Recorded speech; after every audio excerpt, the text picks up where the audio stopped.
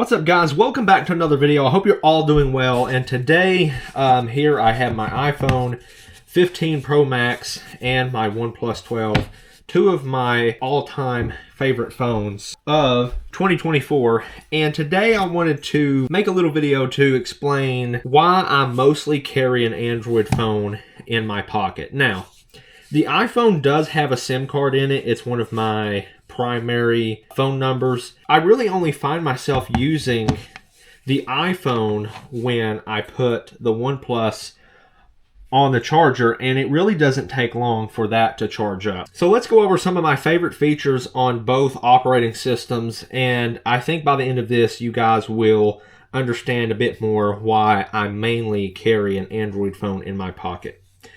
On the iPhone side of things, one of my favorite features is Face ID because it works with so many apps. It's well developed. It's very secure. I definitely love Face ID.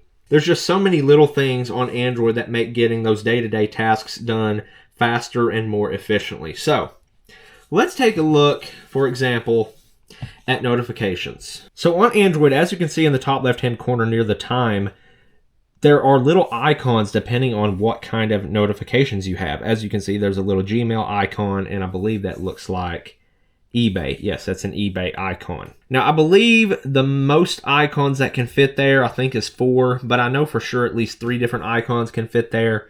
Whereas on iPhone, you don't get any sort of clue what notifications you have. There's Face ID. You have to go and fully swipe down to see your notifications on the iPhone. And I know there's the previews you can do, but I keep those turned off because it's kind of awkward. I'm sure you guys have had this happen when you're trying to show someone something on your phone and you get a message or a notification from someone or something that you didn't want the person you're showing your phone to see. So I keep the previews turned off.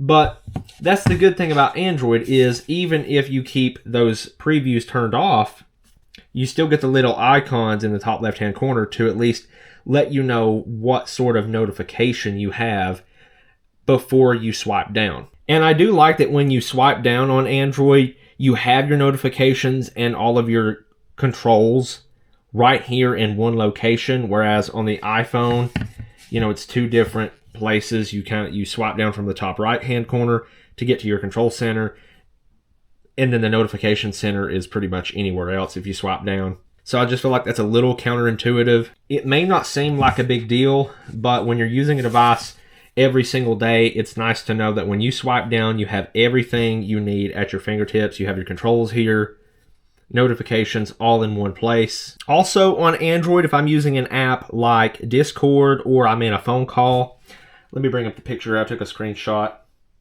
I really like that when you swipe down, so here we are in a phone call, but the controls are very similar if you're in something like Discord. You have these controls right here, so when you swipe down to bring up your notification shade, you can end the call, change from speaker to the earpiece, and mute the phone call all right here just within a swipe. I think that's very intuitive, whereas on the iPhone, when you're in a phone call, depending on if this is the iPhone 15 Pro Max here, so when you're in a phone call or Discord for me, it kind of pops out in the dynamic island, and when you tap on it, you don't get any controls. It just takes you back to the app. Another thing I really like about Android that is very nice in day-to-day use is being able to quickly jump into other apps as well as split-screen multitasking. For example, if I'm in YouTube here, I'm offline because I'm down here recording this video, but I can swipe out, and these are apps, and you can put any amount of apps you want in the smart sidebar. Samsung has this as well. And I can quickly jump into another app. So we'll say Play Store, for example. You can quickly jump into there. You can full screen it if you want. Another thing that's really cool too is if you're in an app, if you bring out this same side panel, touch and hold and drag out, and you can do split screen multitasking.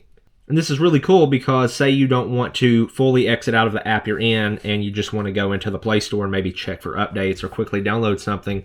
That's where the split screen multitasking really comes in handy. Now my iPhone does work very well. I love the simplicity, you know, and how most things are laid out. There's just this uniformity in the software that Apple is known for, and it does work very, very well. It's a very reliable device, and I do love the simplicity aspect of my iPhone, and that's partly the reason I like my OnePlus device here, and it kind of goes for Pixel devices as well. The settings app is just kind of basic, you know, and that's part of my review of the OnePlus 12 is the simplicity of this settings app. I like Android, but I don't like things that are oversimplified or having too much. And I just don't like how on the iPhone you are forced to use one app at a time. If you want to switch over to Facebook from using the YouTube app, you have to exit and go into the Facebook app. And sometimes the iPhone can feel kind of sluggish, not in a laggy, stuttery kind of way, but when you're exiting